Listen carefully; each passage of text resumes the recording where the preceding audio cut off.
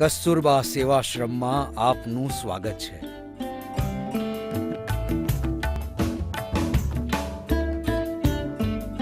જ્ઞાન, વિદ્યા, સ્વાસ્થ્ય અને કૃષિનું સેવા આશ્રમ.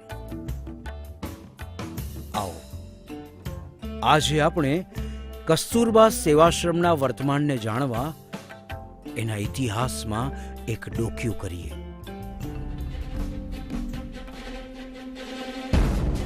એવું કહેવાય છે કે જે રાષ્ટ્ર પોતાનો ઇતિહાસ ભૂલી જાય છે એની ભૂગોળ બદલાઈ જતી હોય છે.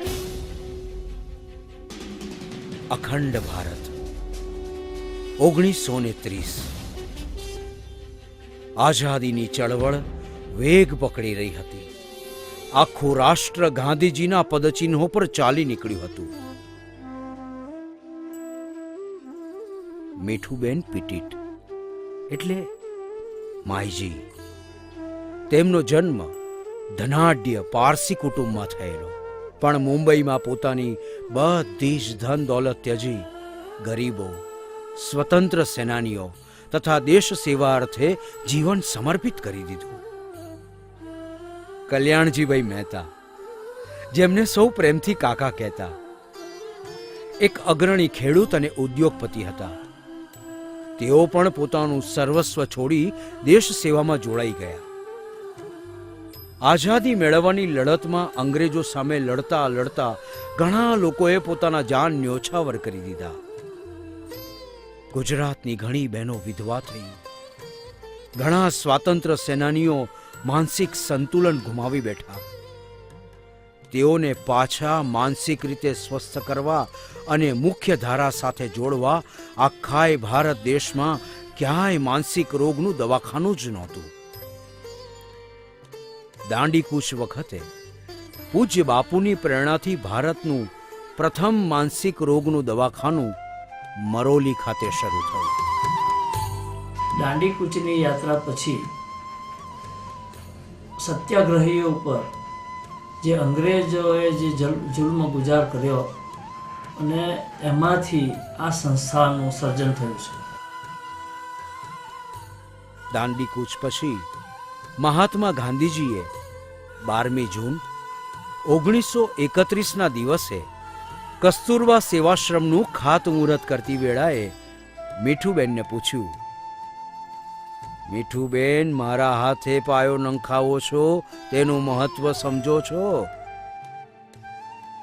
મીઠુબેને આંખોમાં આત્મવિશ્વાસ સાથે જવાબ આપ્યો, હા બાપુ, હું અહીંયા જ દટાવવાની છું. માઈજીના આ વાક્યથી જ એમનામાં રહેલી સમર્પણ અને નિસ્વાર્થની ભાવનાના દર્શન થાય છે. અને સાચે જ માઈજી જ્યારે પરલોક સિધાવી ગયા ત્યારે પારસી ધર્મની ક્રિયાઓના અપવાદ રૂપે માઈજીને 16મી જુલાઈ 1973ના દિવસે કસ્તુરબા સેવાશ્રમમાં જ દફનાવવામાં આવ્યા. કલ્યાણજી કાકાને ત્યાં જ એમનો અગ્નિદાહ આપીને આજે પણ બંને વિભૂતિઓની સમાધિ છે ત્યાં. કસ્તુરબા સેવાશ્રમની સ્થાપના શ્રી સરદાર વલ્લભભાઈ પટેલ, માઈજી એટલે કે મીઠુબેન પીટીટ, શ્રી કલ્યાણજીભાઈ મહેતા, શ્રી મંગળદાસ પકવાસા અને અન્ય ટ્રસ્ટીશ્રીઓ દ્વારા કરવામાં આવી. આઝાદી પછી એક મજબૂત રાષ્ટ્ર બનાવવા નાનામાં નાના વ્યક્તિનું ભણતર અને ઘડતર જરૂરી વર્તાતા માઈજી અને કાકાએ કસ્તુરબા સેવાશ્રમને નવો ઓપ આપવાનું શરૂ કરી દીધું. સ્ત્રી સશક્તિકરણના ભાગરૂપે વણાટ શાળાઓ ચાલુ કરી. મજૂરી અને રોજગાર માટે સ્થળાંતર કરતા આદિવાસી પ્રજાના બાળકો ભણતરથી વંચિત રહેતા હતા. તેમના ભણતરને અનુલક્ષીને કસ્તુરબા સેવાશ્રમે 1960માં ગુજરાતની પ્રથમ આશ્રમ શાળા ચાસવડ ખાતે શરૂ કરી. આ આશ્રમ શાળા ગુજરાતની પ્રથમ આશ્રમ શાળા છે, જેની સ્થાપના કલ્યાણજીભાઈ મહેતા અને મીઠુબેન પીટીટે કરી હતી. અને ત્યારબાદ અન્ય 3 આશ્રમ શાળા કેવડી, આંબાવાડી અને મરોલી ખાતે શરૂ કરી. આદિવાસી વિસ્તારોમાં આરોગ્યને લઈને ઘણું દુર્લક્ષ સેવાતું જોઈ કસ્તુરબા સેવાશ્રમે ચાસવડ અને કેવડી ખાતે પ્રાથમિક આરોગ્ય કેન્દ્રો પણ શરૂ કર્યા. સિવિલમાં એવું કહે છે આપણે સાપના ઇન્જેક્શન જો રાખીએ તો આપણે પેશન્ટ મળી રહે તો એકવાર ચાલુ થઈ જાય, વાંધો નહીં. તો એ એડવાન્ટેજ લોકોને ફાયદો થાય કે તાત્કાલિક અહીંયા આપણે પ્રાઇમરી ટ્રીટમેન્ટ થઈ શકે. યુવા ધનને ગેરમાર્ગે દોરાઈને વ્યસનના બંધાણી થતા અટકાવવા મરોલી ખાતે વ્યસન મુક્તિ કેન્દ્ર પણ શરૂ કર્યું. અમે લોકોને વ્યસની નથી કહેતા, પણ એક પ્રકારની એ બીમારી છે, તો એને દૂર કરવા માટે છે ને કસ્તુરબા સેવા આશ્રમ વ્યસન મુક્તિ કેન્દ્ર પણ શરૂ કર્યું છે. એમાં ઘણા લોકો અત્યારે સારવાર લઈ રહ્યા છે. આજે કસ્તુરબા સેવાશ્રમ સંચાલિત આશ્રમ શાળાઓમાં 700થી વધુ આદિવાસી વિદ્યાર્થીઓને ધોરણ 1 થી ધોરણ 10 સુધીનું શિક્ષણ આપવામાં આવે છે. ભણતરની સાથે સાથે વિદ્યાર્થીઓને રહેવા જમવાની સુવિધા વિનામૂલ્યે આપવામાં આવે છે. તેમને ગણવેશ, અભ્યાસની સામગ્રી, રમતગમતના સાધનો પણ આપવામાં આવે છે. વિદ્યાર્થીઓના સ્વાસ્થ્યનું ધ્યાન રાખવા શિક્ષકો તરફથી સફાઈનું માર્ગદર્શન અને વર્ષમાં એકવાર મેડિકલ ચેકઅપ રાખવામાં આવે છે.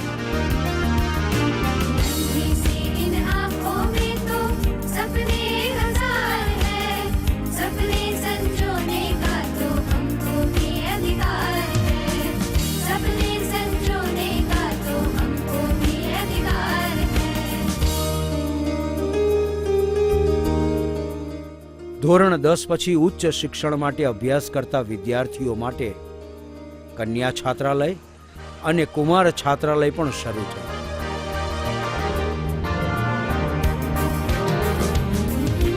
हमने भी चाहा खड़े रहे खुद के पैरों पर, खुशियों के पंछी करे बसेरा इन पेड़ों पर,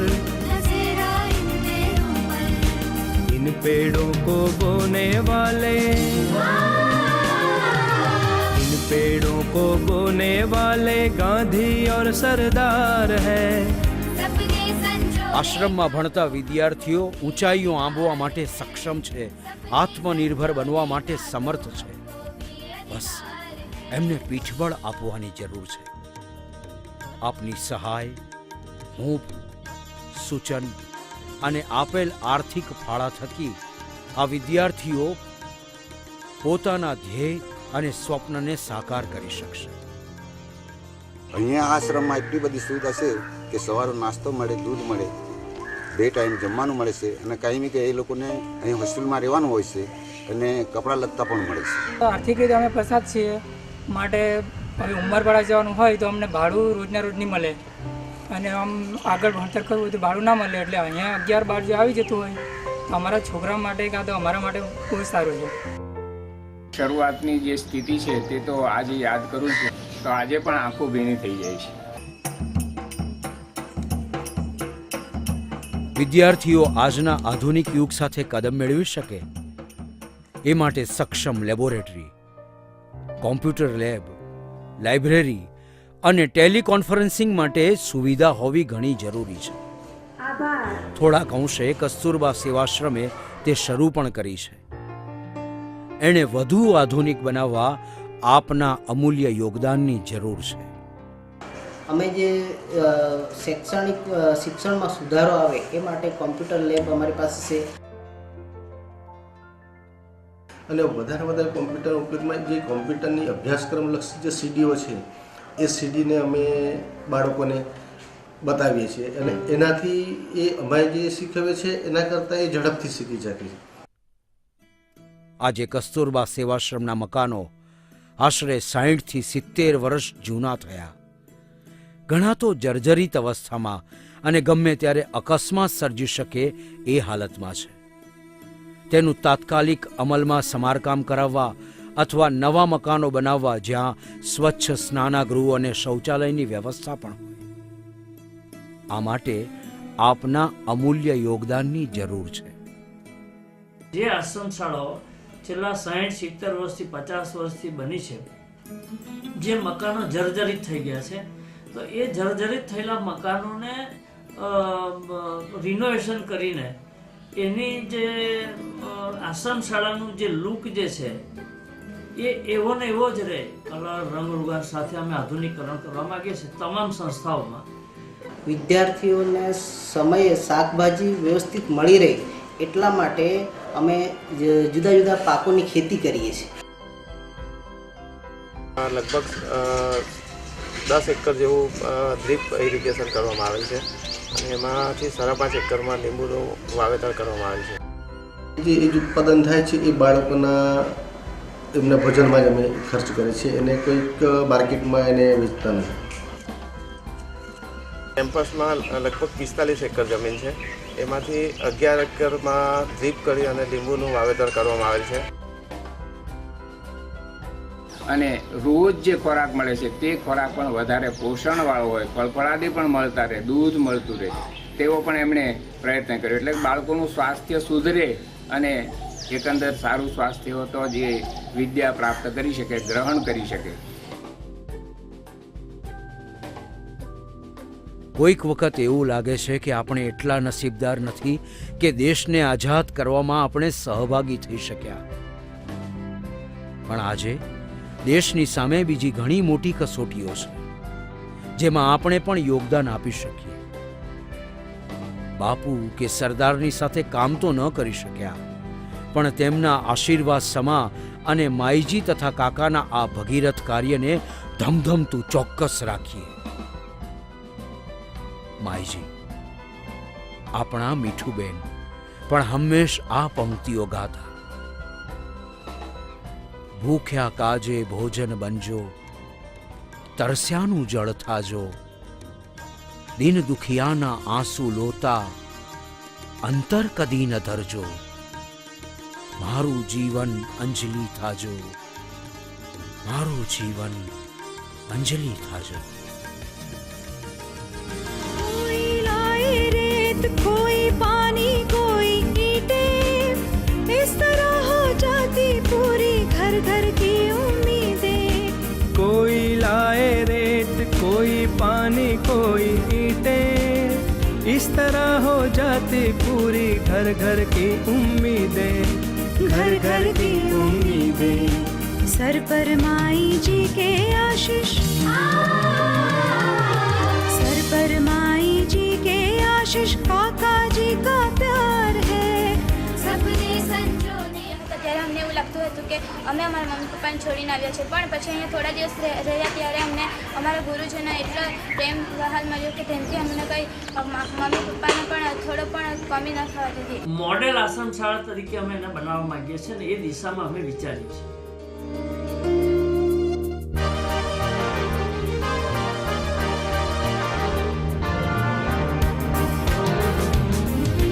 जीना सिखला दे और जिंदा रहना भी सिखला दे, शिक्षा और संस्कार के जरिए हंसना भी सिखला दे. जीना सिखला दे और जिंदा रहना भी सिखला दे, शिक्षा और संस्कार के जरिए हंसना भी सिखला दे, हंसना भी सिखला दे. कस्तूरबा सेवाश्रम का, कस्तूरबा सेवाश्रम का ये प्यारा सा परिवार है, सपने संजोने का तो हमको भी अधिकार है, सपने संजोने का तो हमको भी अधिकार.